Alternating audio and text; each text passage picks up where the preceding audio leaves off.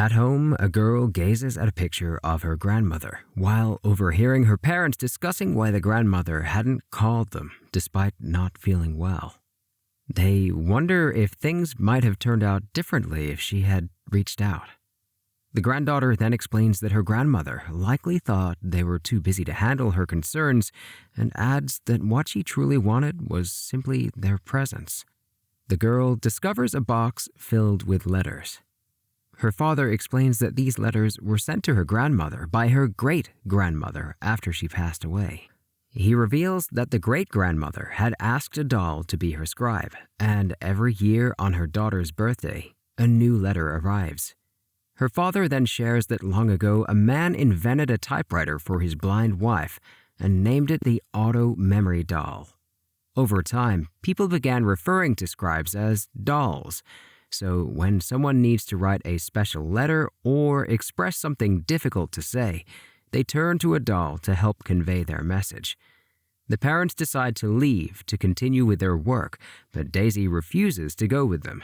She argues with her mother, accusing her of always prioritizing her job over family.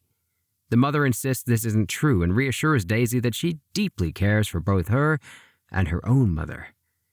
After her parents leave, Daisy begins reading the letters, and tears well up in her eyes. Among the letters, she finds a newspaper clipping from that time and wonders about the person featured in it. As she ponders, a gust of wind carries one of the letters away into the sky. Daisy realizes that the doll who wrote these letters is quite famous. Her name is Violet Evergarden.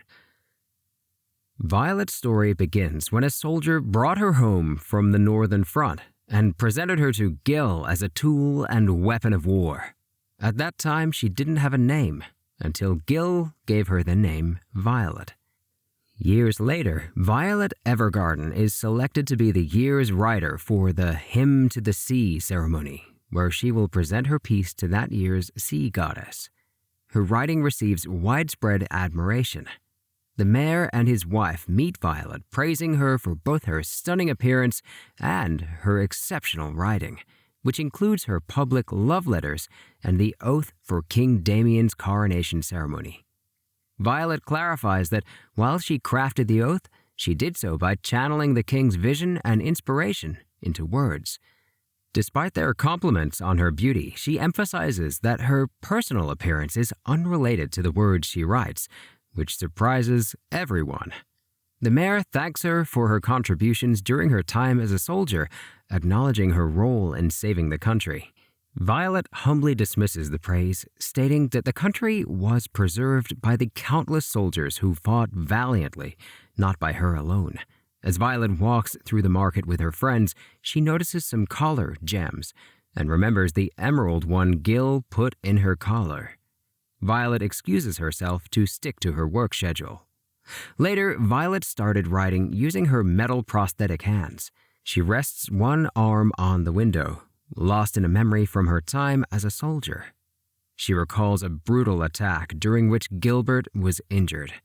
Despite his desperate plea for her to save herself and run, she refused to leave him, determined not to let him die. Gilbert, in his final moments, insists that she must live and confesses his love for her. Overwhelmed by the memory, Violet begins to write a letter expressing how her thoughts are always connected to him. She tells him that she loves him and hopes that someday her letter will reach him. The following day at the CH Postal Company, the phone rings. Iris answers, and the caller requests Violet's services as a doll. Apologizing, Iris informs the caller that Violet is fully booked for the next 3 months. She offers to schedule a reservation instead, but the client declines, requesting an appointment with Violet in 3 months' time. Katlia advises Iris to be mindful of her tone during phone calls to avoid losing customers. The company president thanks them for their hard work and offers them a break for the weekend. They, however, inform him that they already have business-related plans for that time. As they sit together, they discuss the possibility that the role of a doll might someday become obsolete, emphasizing their commitment to work hard while they can. They invite Violet to join them at the party, but she explains that she already has her own plans. Violet visits a grave and encounters her old captain, who is surprised to see her leaving flowers at his mother's grave on her anniversary. He asks if she is doing this for Gilbert, but she clarifies that she's not. She explains that she's been visiting the grave every month. The captain reminds her that several years have passed and suggests that she should try to move on from Gilbert. Violet, however, responds that as long as she is alive, she will never forget him. With that, she turns and walks away. Violet returns to the company and answers a call. On the other end is a young boy who asks her to visit him, even though it's her day off. At the hospital, she introduces herself to the client, who is surprised to see that she has fulfilled his request. Suddenly, there is a knock at the door. The boy asks Violet to hide, and then he pretends to be lying down. His parents and brother arrive to visit him. Violet slips under the bed to stay out of sight. They inquire about his condition, but he, frustrated, snaps at them for repeatedly asking if he's okay, noting that he's had 3 surgeries and has been in hospital for over a year. His harshness towards his brother causes the little boy to cry. After the visit, his family leaves. He asks Violet to write letters for him, one for each of his 3 family members to be read after his death. Violet reassures him that she can manage this request, sharing a story about a woman who once asked her to write letters to her daughter on her birthday for 50 years. She tells him that the money he has is sufficient and that her company offers a special discount for kids. Setting up a table and her typewriter, Violet removes her gloves, revealing her metal prosthetic hands. The boy is surprised and asks about them. Violet explains that she lost both of her arms in the war and spent time in the hospital as well. To lighten the mood, she demonstrates a thumbs-up gesture with her artificial hands, which makes the boy laugh and find her amusing. Captain Dietfried and President Hodgins run into each other in front of the company. When Dietfried sees Violet walking nearby, he starts to approach her, but she suddenly attacks him. Realizing that it's him, she quickly apologizes for her disrespectful behavior. Dietfried then hands her a ribbon, informing her that she drops it at the cemetery. President Hodgins is surprised to learn that Violet visited a graveyard at all. The president and Benedict invite Violet to join them for dinner. As she agrees, Dietfried calls out to her and shares that his family has decided to dispose of a boat that Gilbert used to ride often as a child. The boat contains some of Gilbert's toys and books, and Dietfried offers her the chance to keep anything she wants. Violet happily agrees. Claudia Hodgins expresses concern for Violet, remembering that Dietfried had previously used her as a tool in the war, taking advantage of her status as an orphan. Katlia reassures him, suggesting that it might actually be beneficial for both Violet and Dietfried to reconnect. At the boat, Dietfried shares stories about his father and Gilbert. He recounts a memory of their father taking them to see the military, a visit that led to an argument between Dietfried and their father.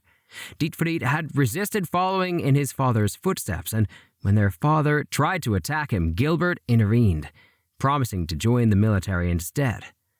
Dietfried confesses to Violet that he feels responsible for forcing his brother into that choice, and admits that despite everything, he still treated Gilbert poorly. Violet tells Dietfried that she understands the complexity of having conflicted emotions towards someone close to her, which surprises him. She then asks if she can keep Gilbert's book and board game. Dietfried agrees and they prepare to leave. As a wave hits the boat, Violet loses her balance, but Dietfried quickly helps her, apologizing for his earlier behavior at the cemetery. He explains that, like Violet, he too has not forgotten about his brother. At the hospital, Violet helps the boy express his feelings so she can write the letter to his brother. She works with him to understand and clarify his emotions, which helps him send them. He asks if they can make a pinky promise, and she agrees.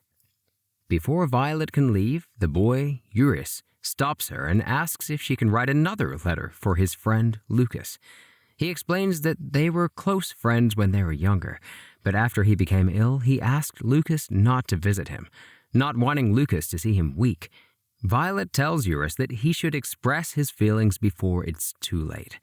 Suddenly, Eurus's condition worsens. Violet quickly goes to find the nurses for help. Later, as she is leaving, she notices a boy with ginger hair hiding behind a wall. As President Hodgins and Benedict walk through the company's archive room, they discover an old letter sent shortly after the war, seemingly from Gilbert. After verifying the handwriting with Dietfried, they inform Violet about the letter. Tears fill Violet's eyes as she starts asking questions about Gilbert and where he might be. The next day, Violet feels nervous about the possibility of meeting Gilbert again and shares her feelings with her colleagues. Katlia reassures her, suggesting that the long journey is a perfect time to write. Later, Daisy's parents find a note from her saying that she'll be gone for a while. Daisy heads to the postal company, which is now a museum, wondering where Violet might have gone after quitting her job. A woman sitting there interrupts her thoughts and offers to help with any questions she might have. On the island, people stand by a cliff, reciting a hymn to the sea in its honor before tossing flowers into the water. A woman standing next to Gilbert explains that the hymn was written by the famous doll Violet Evergarden, which surprises him. One of his students approaches him, asking him if they can leave. Meanwhile, Violet writes a letter, but the wind snatches it from her hand and carries it away. When she and Claudia arrive on the island, Claudia suggests that Violet should wait outside since they don't know what kind of situation Gilbert is in. After some discussion, Violet agrees to wait as long as she can see Gilbert in the end, which upsets Claudia. The children on the island notice Claudia and greet him, playfully startling him with an insect. When they see Violet, they try to scare her too, but she calmly points out that the insect is missing a leg. The children then explain that this is just like their teacher, Gilbert. Violet's interest is piqued, and she starts asking them about him, smiling as she listens to their stories. Claudia arrives at Gilbert's house and knocks on the door. When Gilbert's voice comes from inside, he feels emotional. As Claudia walks through the door, they start talking. Claudia asks Gilbert why he is on the island, and Gilbert explains that after the battle, when he woke up in a hospital without his ID, he was sent to a monastery-run hospital. He worked there for a while, then wandered around instead of returning home. Eventually, he found the island and began teaching at a local school. Claudia informs Gilbert that Violet survived as well. Gilbert already knows this, but that angers Claudia. He lashes out at Gilbert, causing him of hurting Violet by not reaching out. Gilbert argues that Violet is better off without him because he caused her pain when they were together. Claudia tells Gilbert that Violet is waiting outside, but Gilbert insists he cannot see her again and pleads for Claudia to let him live his life. Later, as Claudia walks by the gate, Violet eagerly begins asking him a lot of questions and pleads to see Gilbert. However, Hodgins informs her that Gilbert does not want to see her, which upsets Violet. Claudia reassures her that he will try to speak with Gilbert again the next day and attempt to convince him. Violet runs through the gate toward the houses but does not find Gilbert. Hodgins tells her he knows where Gilbert is. As rain starts to pour, they arrive at the location. Violet continues calling out Gilbert's name and knocking on the door, but he does not answer, despite being inside. She apologizes, explaining that she does not mean to bother him, but she just wants to see him and that she loves him.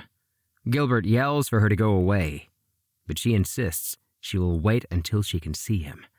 Gilbert finally confesses that being with her will always remind him of how he took her to the battlefield when she was still a child and how she lost both her arms because of his orders.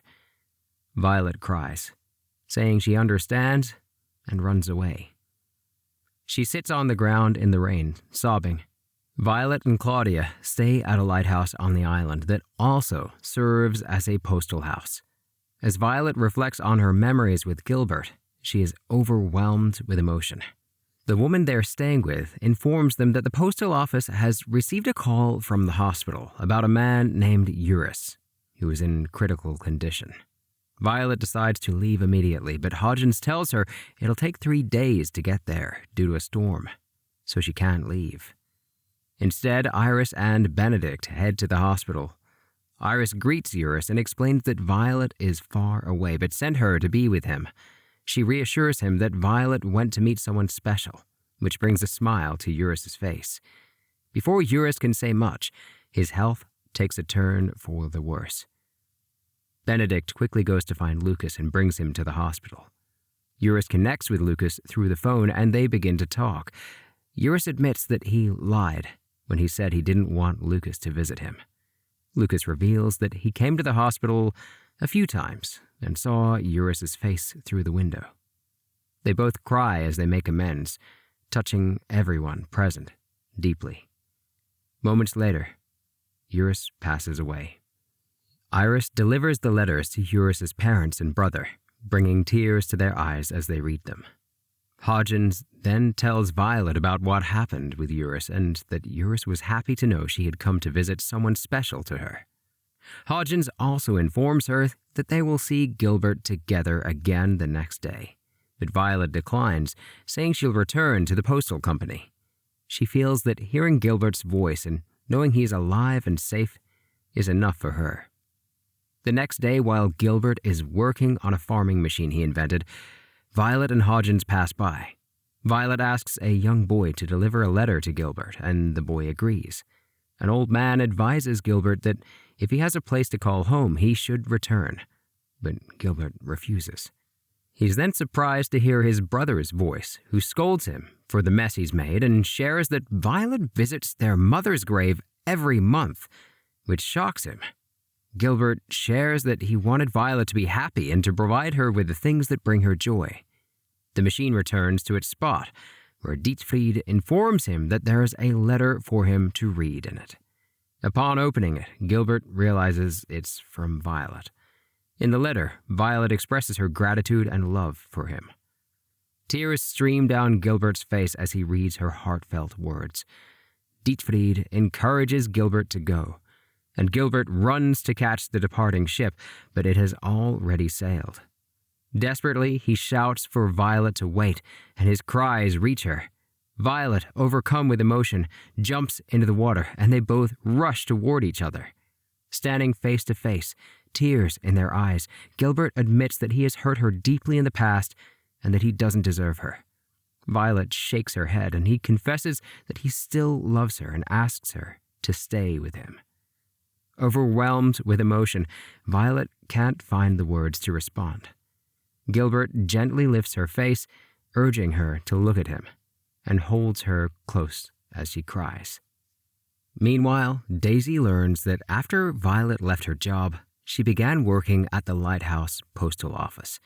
Daisy visits the office and realizes that when words fail, writing can express feelings just as powerfully. She decides to write a letter to her parents, thanking them for everything.